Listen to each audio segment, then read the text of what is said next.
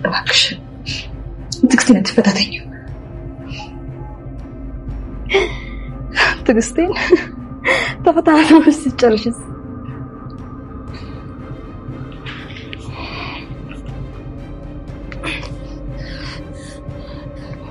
ሰሚኛለሽ? አትፈታተኝ ያልኩሽ ነበር እኮ።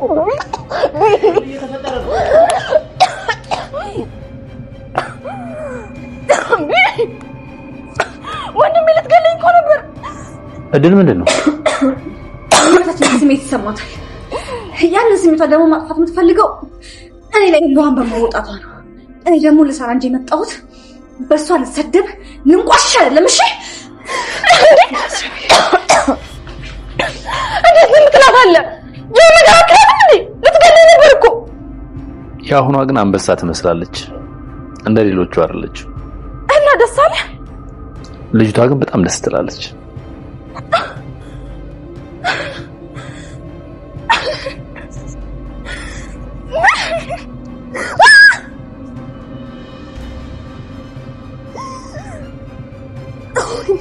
ወይኔ ሜላት ታያለሽ፣ ይችን ቀን ልታያት ነው ማረግሽ።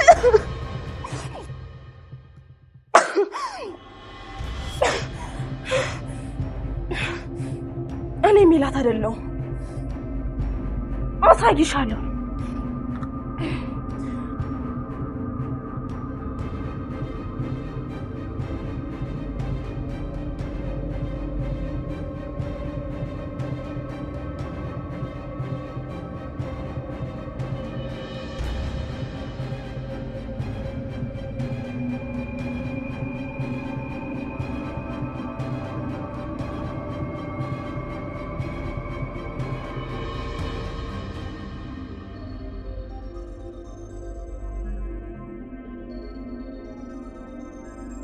እድል ትባላለች።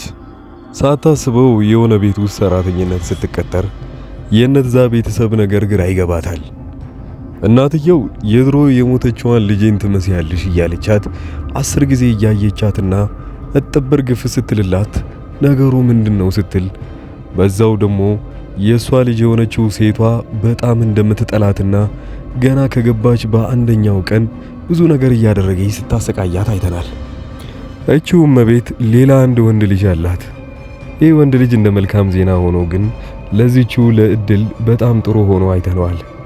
ወደዛ ቤት ውስጥ ሶስቱንም ተዋውቃ እንደገባች ሰራተኛዋን የምታሰቃየው እዛው ቤት ያለችዋ ልጅ ከዚህ በፊት ብዙ ሰራተኛ እዛ ቤት ውስጥ ገብተው አስወጥታቸዋለች። እያንዳንዳቸውን በምትሰራቸው ተንኮሎችና በምታደርገው ነገር ሁሉም ሰው አላስችል ብሎት ነበር ከዛ ቤት የወጣው። ወንድምየው ይሄን ያውቃል።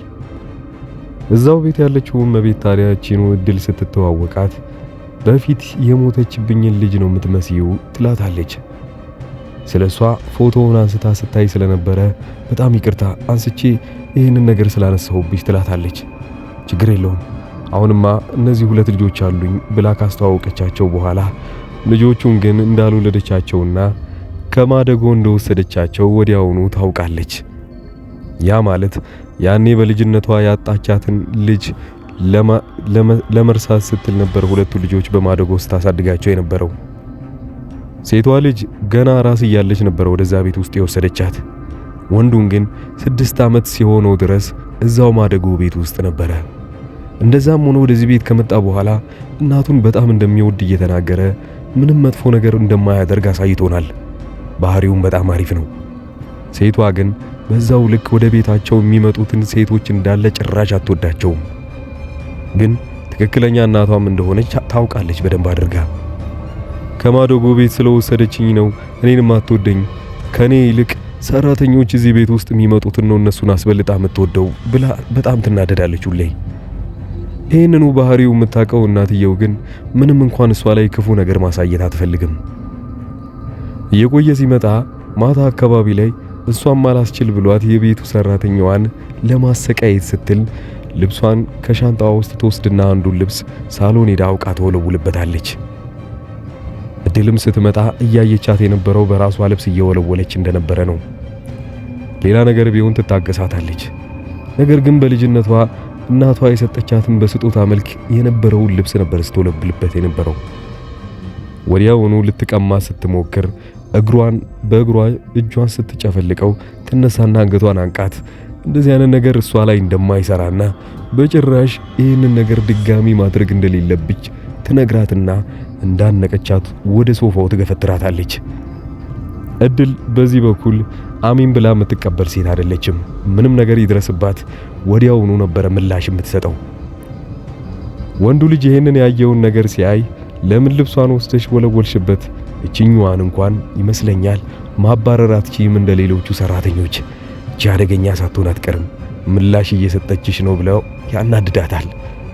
እሷም በጣም ስለተናደደች ወዲያውኑ አክስቷ ጋር ትደውልና እዚህ ቤት ውስጥ ቶሎ ብላ እንድትመጣ ታደርጋታለች። አክስትየው ወደዛ ቤት ውስጥ ስትመጣ በልጅነቷ እቺኑ እድል የምትባለዋን ልጅ አሳድጋት እንደነበረ አሳይቶናል። ያ ማለት በልጅነቷ የነበረው ጊዜ ስታሳድጋት ከጀርባዋ የነበረ አንድ ጥቁር ጠባሳ በልጅነቷ ታስታውሷለች። እሷን ሄዳ ልትተዋወቃት ክፍሏ ስትገባ ልብስ እየቀየረች ነበር ያገኘቻት።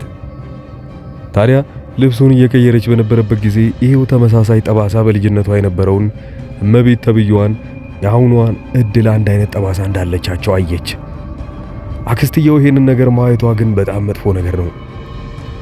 ስለ አክስትየውና ስለ አዲሷ እዛ ቤት ውስጥ በማደጎ ያደገችው ልጅ ነገሩን ስናነሳ ሁለቱ በጣም ተቀራራቢ ነገር እንዳላቸውና ለእናትየው ትንሽም ቢሆን ቅራኔ እንዳላቸው አሳይቶናል። ስለዚህ ለእናቷ ትክክለኛ ልጅ እንደሆነች ብታውቅም ጭምር ለሷ ሆን ብላ ትነግራትም። እቺኮ ሞተች ያልሻት ልጅሽ ናት እኮ አሁን አየሁት ጀርባዋ ላይ ያለውን ጠባሳ ብትላትስ? በጭራሽ። የኋላ ታሪኩ ይመስለኛል ይህንን ጠባሳ እንዳለባት እንኳን ትክክለኛ እናትየው የምታውቀው ነገር የለም። ገና አራስ እያለች ወይ ልጇን ተሰርቃ በዚህው አክስትየው ልጇን ከሰረቀቻት በኋላ ራሷ ትንሽ እንዳሳደገቻት ከራሷ ስርም ጠፍታ ሌላ ቦታ ያደገች ይመስለኛል። ወደ ቤት ውስጥ ስትመጣ ስትተዋወቃቸው እንኳን ከእናቷ ጋር እዚህ እንደመጣችና በቅርቡ ስራ እየፈለገች እንደሆነ ተናግራለች። ያ ማለት እናትም ጭምር አብራ የምታሳድጋት ሌላ እናት አላት ማለት ነው። በቀጣዩ ክፍል ወይንም በክፍል 3 ወይንም በክፍል 2 የምናያቸው አንዳንድ ነገሮች አሉ። እናትየው ትንሽም ቢሆን ፍንጭ እያገኘች ትመጣለች። ገና ወደ ክፍሉ እንደገባች ያኔ ልጇ የመሰለቻትና በጣም ከልጇ ጋር እንደምትመሳሰል ስላወቀች የተለያዩ ዳጎስ ያሉትን ነገሮች ወይንም ለሷ ይመጥናሉ ብላ የምታስባቸውን ነገሮች ስታረግላት ነበረ። ለምሳሌ ሲያማት እረፍት እንድታደርግ ወይንም ደግሞ ቤተሰቦቿ ከናፈቋት ሄዳ መጠየቅ እንደምትችልም ጭምር እየነገረቻት ነው። እድል አሁንም ትክክለኛ እናቷ ጋር አጠገቧ ብትሆንም ግን ምናልባት ካሳደገቻት በላይ ላትወዳቱላ ትችላለች እውነታውን ያወቀች ጊዜ። በዚህ ሁኔታ ላይ እዛ ቤት ውስጥ ያለችው የራሷ እህት ወይንም ደግሞ በአብሮ አደግ ያደገችው እዛ ቤት ውስጥ ያለችዋ ምንም እንኳን ለሷ የሚሆኑ ነገሮችን ባታደርግም እስካሁን ድረስ እሷ እልህ እያጋባቻት ስለሆነ ሆን ብላ እንድትጠላና ራሷ ላይ ብዙ መጥፎ ነገሮች እንዲፈጠሩ በማድረግ ከዛ ቤት እንድትባረር ልታደርጋት ትችላለች። ገና እንደዛ እንደ ቤት ውስጥ እንደገባች እንደ ሌሎቹ ሰራተኛ ልትታዘዛት አልቻለችም። የምታዛውንም ነገር አውቀው ተንኮል ብቻ ስለነበረ እድል ደግሞ ለነዚህ አይነት ነገሮች የምትሸወድ ሴት አይደለችም። ለዛም ነበረ እዛ ቤት ውስጥ ሌሎቹ የሚያዟትን ነገሮች እሺ እያለች እሷ ብቻ የምታዛትን ግን በጭራሽ እየነበረች የነበረው። ነገር ግን ልጅቷ በዚህ በኩል ያየችው ችኛዋ ሰራተኛ እንኳን የከፋ ነገር አላት። ስለዚህ አሪፍ ዘዴዎችን ተጠቅሜ እሷ እኔን እንድትወደኝና ሰራተኛዋን እንድትጠላ ማድረግ አለብኝ። ለምሳሌ ልብሷን እየወለወለችባት እንድትመታት ማድረግ፣ ስትመታ ይኸው መታችኝ እኮ ሰራተኛዋ ብላ እሷ ላይ መጥፎ ነጥቦችን ማስያዝ። ይሄ ነገሮቿ ምናልባት ተደጋጋሚ ካደረገችው ሊሳካላት ይችላል። ምክንያቱም እድል የዋዛ አልነበረችምና ትናንሽ ነገሮችን በደሎችን ቢደርሱባት ዝም ብላ የምታልፍ ሴት አይደለችም። በዚህ ሁኔታ ላይ ምን ያህል ጊዜ እዛ ቤት ውስጥ ልትቆይ ትችላለች አብረን እናየዋለን። የአክስትየውም ጉዳይ ግን ገና ብዙ ሚስጥር የያዘች ይመስለኛል። ከዛ ቤት ውስጥ የልጇ ከዛ ቤት ትክክለኛ መጥፋት እንኳን የሰራተኛዋ ወይንም ደግሞ የዚችዋ አክስትየው የሆነ ተንኮል ኖሮበት እንጂ ዝም ብሎ ልጇ ጠፍቶባት ሞተችብኝ ብላ የምታወራ ሴት አይደለችም። ግን በቅርቡ እሷም ትክክለኛ ልጇ ማን እንደሆነች የምታውቅ ይሆናል። የእድል ድራማ ተከታታዮች አብዛኞቻችሁ ለዚህ ቻናል አዲስ ስለሆናችሁ ቶሎ እንዲደርሳችሁና ኮሚኒቲ ፖስት ላይ ቀድማችሁ ለማየት ይህንን ቻናል ሰብስክራይብ ማድረጋችሁን አትርሱ። እስካሁን ድረስም አብራችሁኝ ያላችሁ ሰዎች ከልብ እያመሰገንኩኝ በቀጣይ ቪዲዮ እንገናኛለን። መልካም ጊዜ